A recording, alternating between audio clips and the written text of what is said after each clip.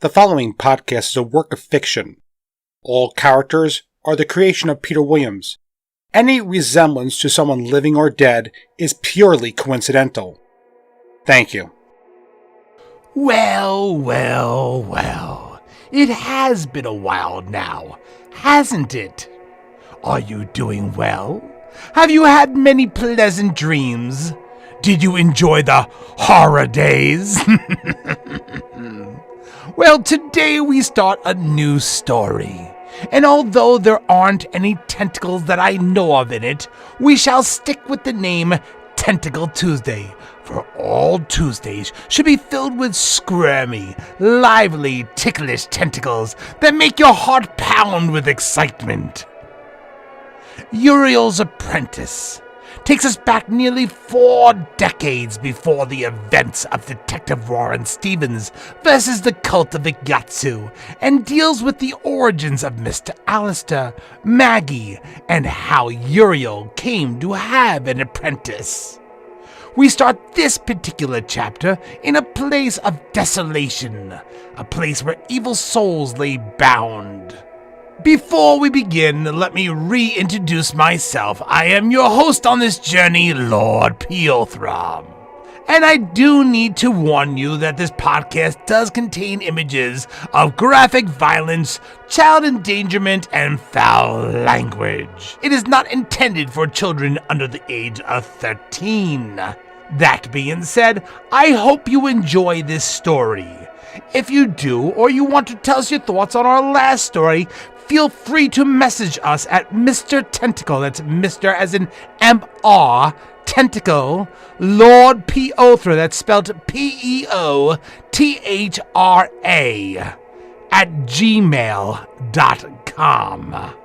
We'd love to hear from you! And now, let us delve into the darkness once more as we enter the domain of Ekmalak and Chapter 1, The Waste. Desolation stretched into the darkness to a barren, dry, useless husk of a world that laid huddled in the recesses of time.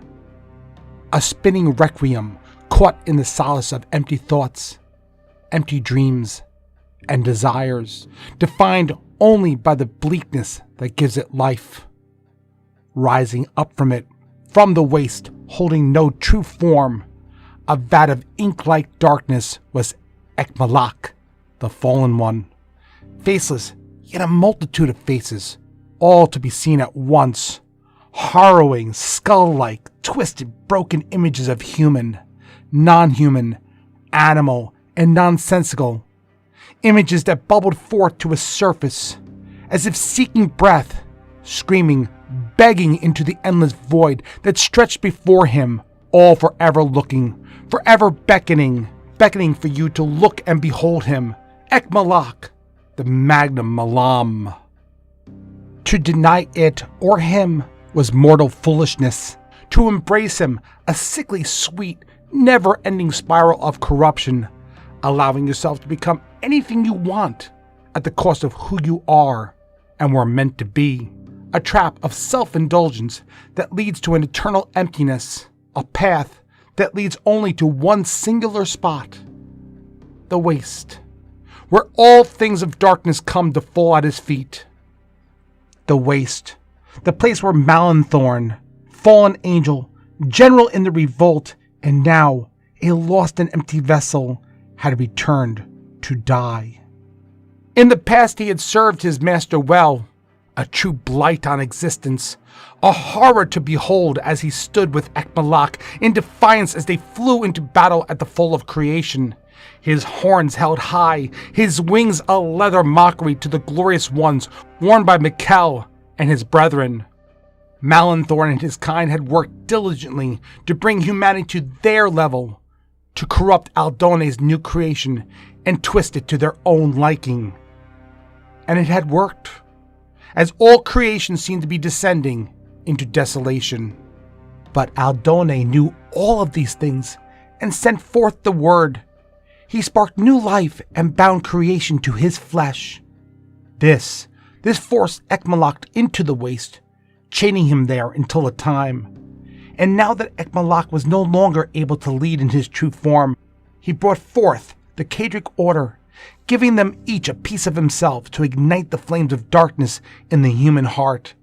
It was only with them he would find his eventual path to freedom and rule.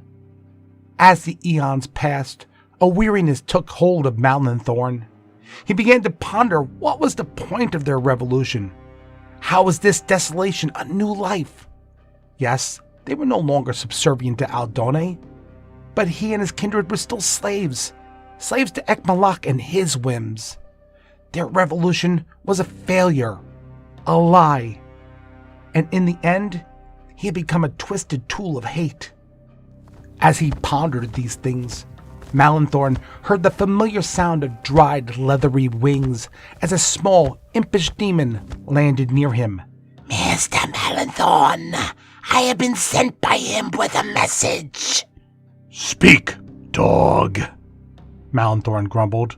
The Lord of the Waste wishes you to return to the Earth Realm and seek out and destroy all of Solomon's gates.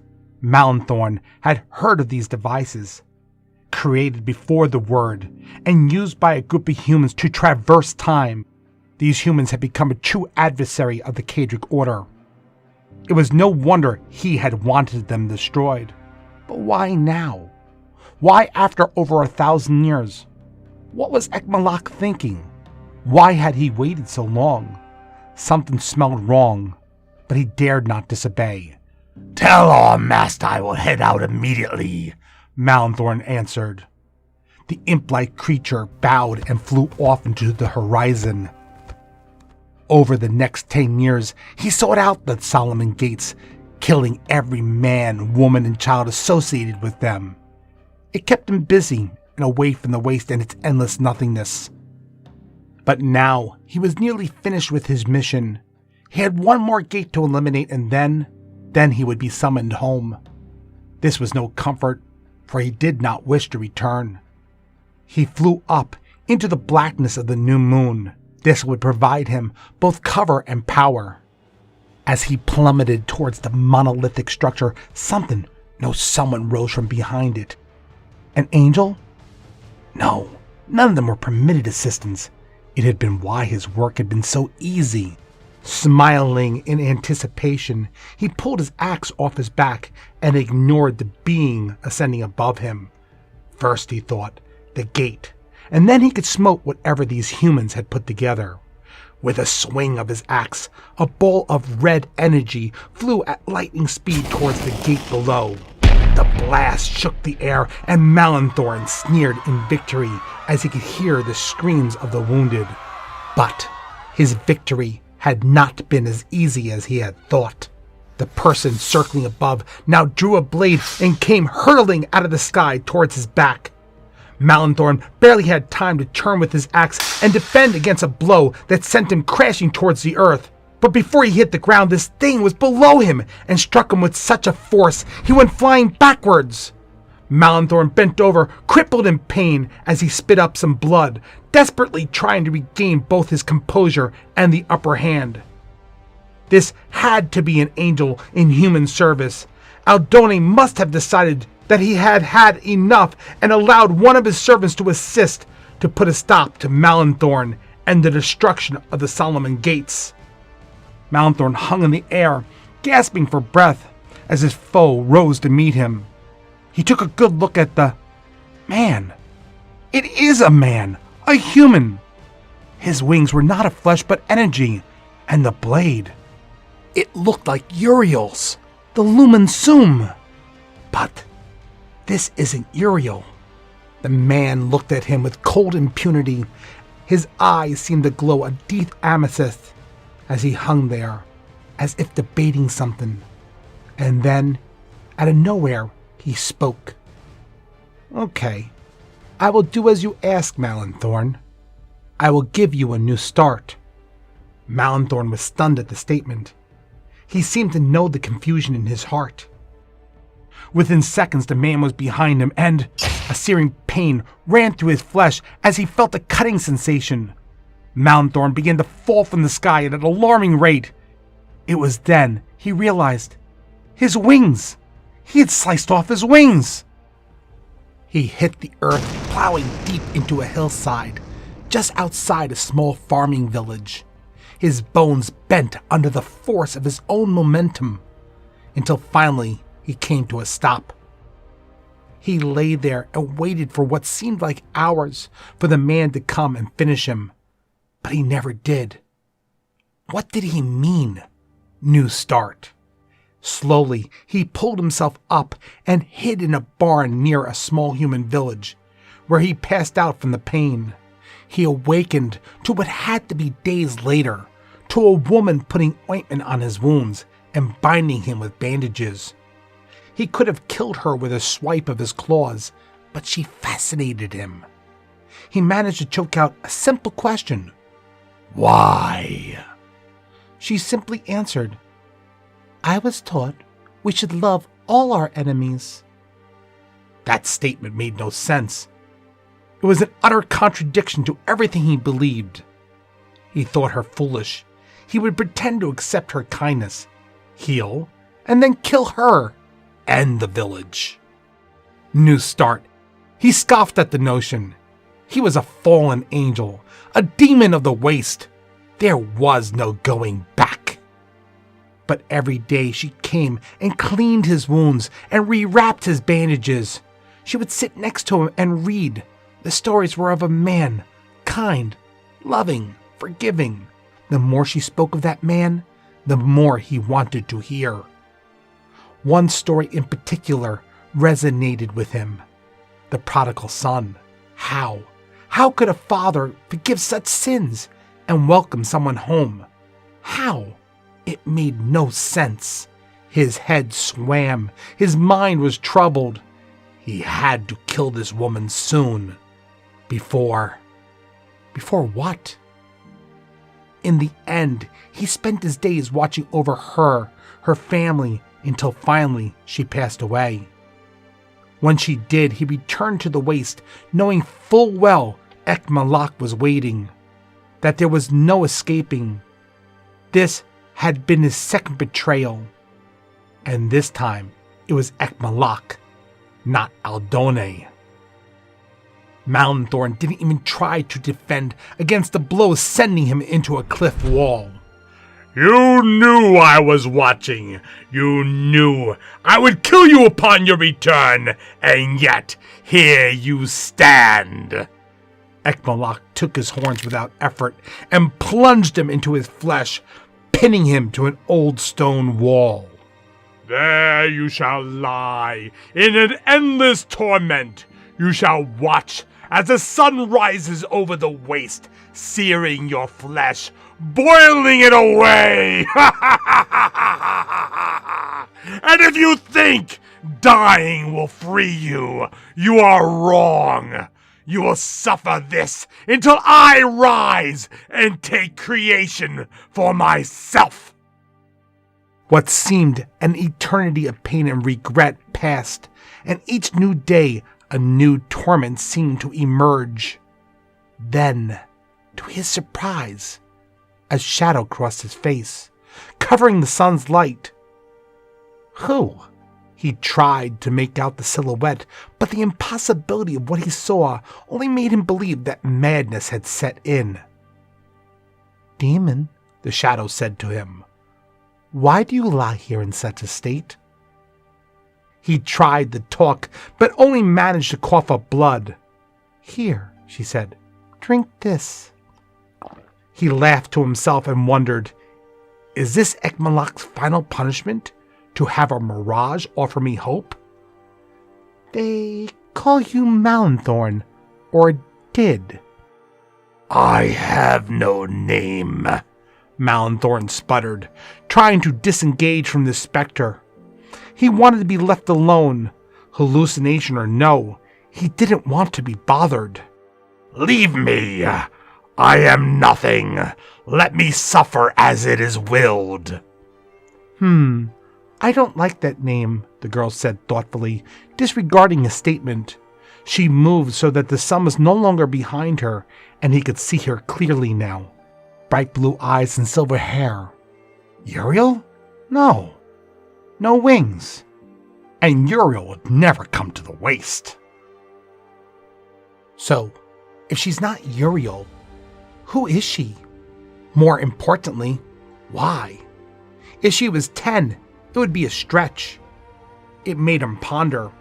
How could a human child be standing here in the waste and not be turning to a cinder? She put the cup to his lips and poured more of the liquid into its scorched mouth, forcing it down his throat. As the water passed his lips, the effects of the sun diminished, and he could feel his strength returning to him. I think, she said in a melodic voice, I think I will call you Allister. Mr. Allister. Do you like that name? She leaned down and pulled the first of the 2 horns out of his flesh and tossed it into the sands. It ignited in the sun's blaze. What do you want of me, child? Still uncertain of what he beheld. Well, Mr. Allister, I need you to save and train my master, she said, taking out the second horn and tossing it aside as well. She held out her hand and smiled at him. Slowly he sat up and took it. It was so small, and yet it seemed filled with incredible power. He laughed and said, And what shall I call you, my lady? Allister. Allister.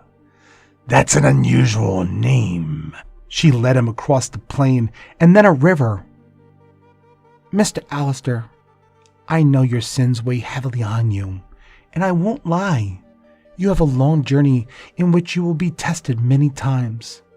She held out a black amulet encrusted in blue gems. Put this around your neck. It will mask your demon aura and will allow you to leave the waste. When you arrive in the Earth realm, seek out Jack Stevens of the Cafe Solfeggio. He can guide you on your way. You may tell him I sent you, but do so only in private. Few know of me, and for now it must be that way. As you command, the old demon said. He was confused, amazed, and suddenly, standing on a dirt road surrounded by several low-lying mountains, his large axe once more in his hands, and he was looking at a different setting sun. It was cool, the air crisp and full of life. Don't worry, Mr. Allister. I'll be watching over you. He headed off towards the setting sun and pondered once more about the prodigal son. Aldone, for whatever reason, was giving him a second chance. And to quote one of my favorite TV shows, and so it begins. As we reintroduce ourselves to the strange Mr. Allister, it will be interesting to see what role he has to play in this story. Please tune in next Tentacle Tuesday as we meet our hero for the first time in Chapter 2, The Steps of Heaven, as Jonah Hollander finds out for the very first time what does lurk just outside of our vision in the shadows.